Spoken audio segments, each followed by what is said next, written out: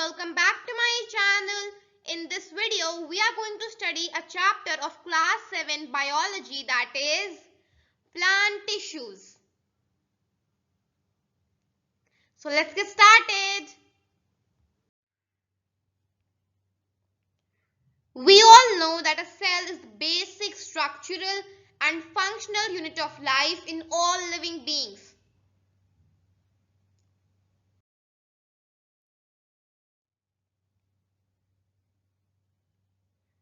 A tissue is a group of cells that are similar in structure and perform similar functions.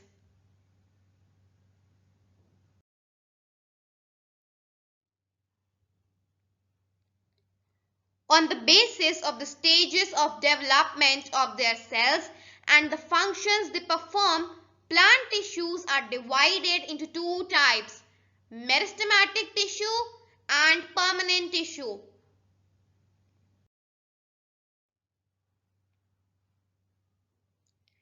Meristematic tissues. A meristematic tissue is a group of cells that are capable of active cell division.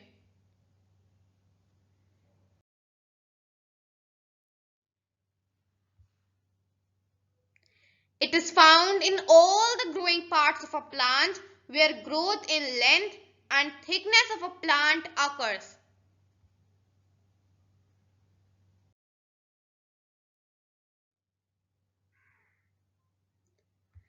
The main function of meristematic tissue is to produce new cells at the root and shoot tips and build a plant body in length and thickness.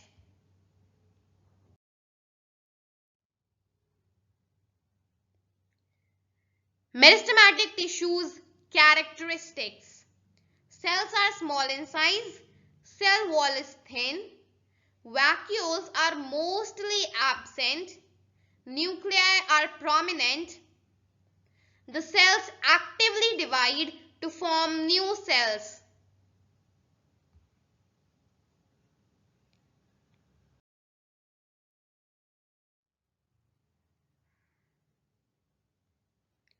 Depending on their location in the plant body, meristematic tissue is of two types: apical meristematic tissue and lateral meristematic tissue, also known as cambium.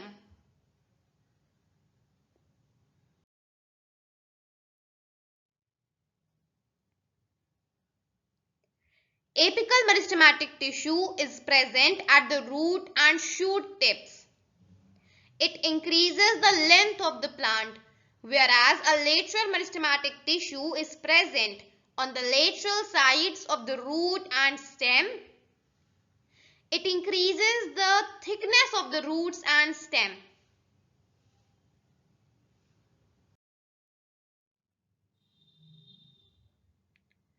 The new cells formed by the division of meristematic tissues elongate and on maturity get differentiated to perform specific functions. These cells do not divide further, hence they are called permanent tissue. So a permanent tissue is a group of cells in which growth has either stopped completely or for the time being.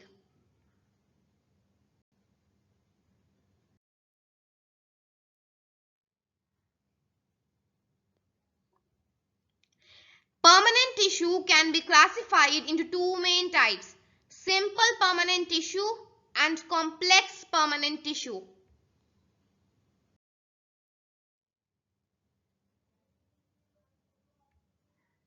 Simple permanent tissue is composed of cells that are structurally and functionally similar. This tissue provides support and protection to plants.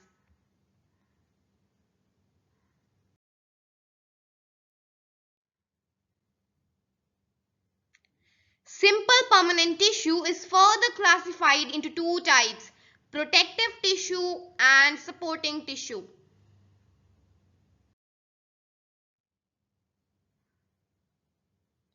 Protective tissue consists of epidermis that forms the outer protective covering of the plant and protects it from external influence. The epidermis is generally made up of a single layer of closely packed cells.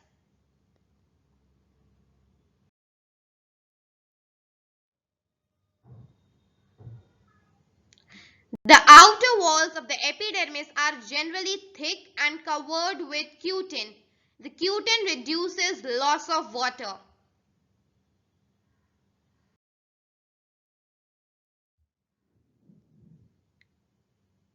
Cork is also a protective tissue located at the periphery of the roots and stem.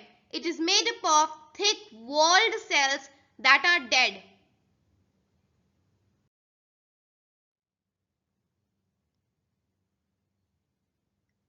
In leaves, the epidermis has special cells called guard cells that control the opening and closing of stomata.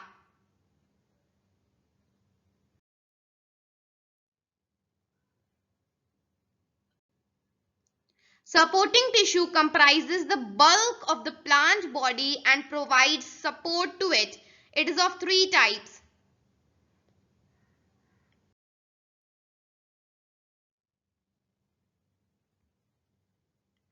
Parenchyma, Collenchyma and Sclerenchyma.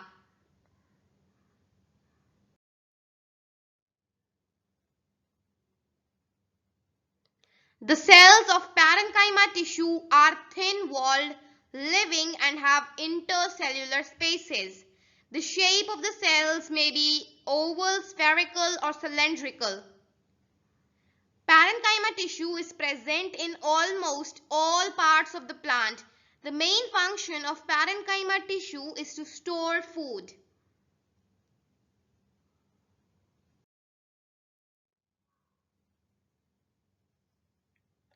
Parenchyma cells with chloroplast found in leaves help in photosynthesis. They are called chlorenchyma.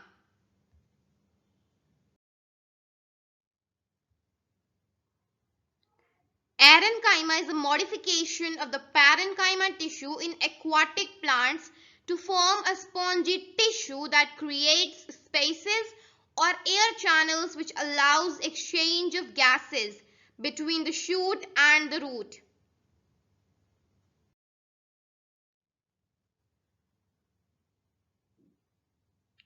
Collenchyma tissue. The shape of the cells of collenchyma tissue is either circular, oval or polygonal. The collenchyma tissues are found below the epidermis in young stems and petioles of leaves. The cells of the collenchyma tissue are thickened at the corners due to the presence of cellulose and pectin.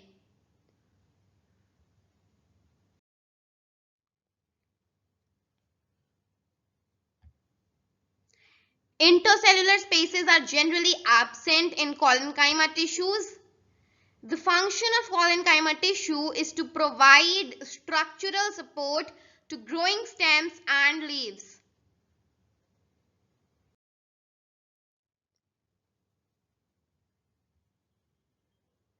Sclerenchyma tissue. The cells of sclerenchyma tissue are long with tapering ends. They have a cell wall which is thickened all around due to the presence of a complex substance called lignin.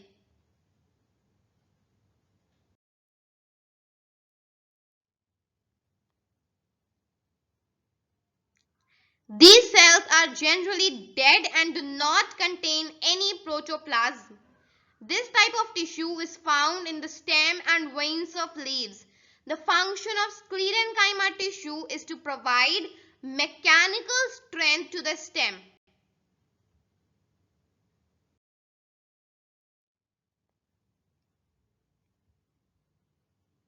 Sclerenchyma tissue is of two types, sclerenchyma fibers and sclereids.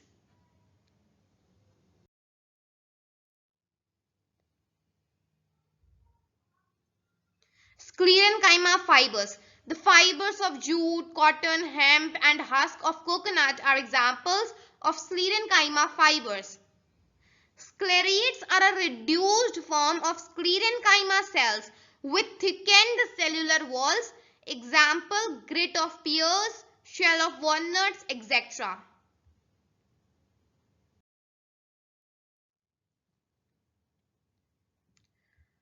Complex permanent tissue is made up of two or more types of cells that are specialized to perform a common function.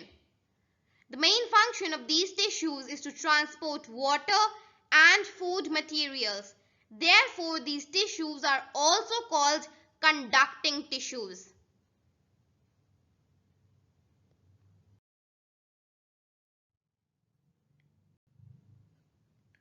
As we saw earlier that simple permanent tissue is divided into two types, protective tissue and supporting tissue. Similarly, complex permanent tissue is also of two types, xylem and phloem.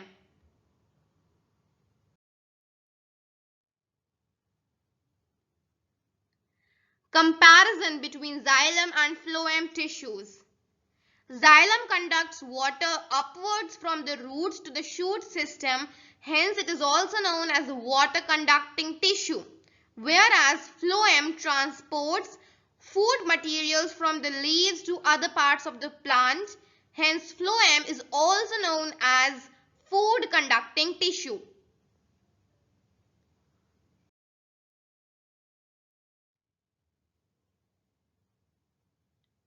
Xylem is made of mostly dead cells, whereas phloem is made of living cells.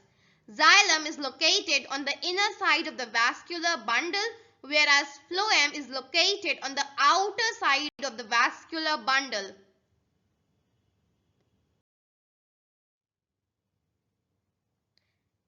That's all for this video. If this video was helpful for you, then do give it a thumbs up, share it with your friends, and also don't forget to subscribe my channel.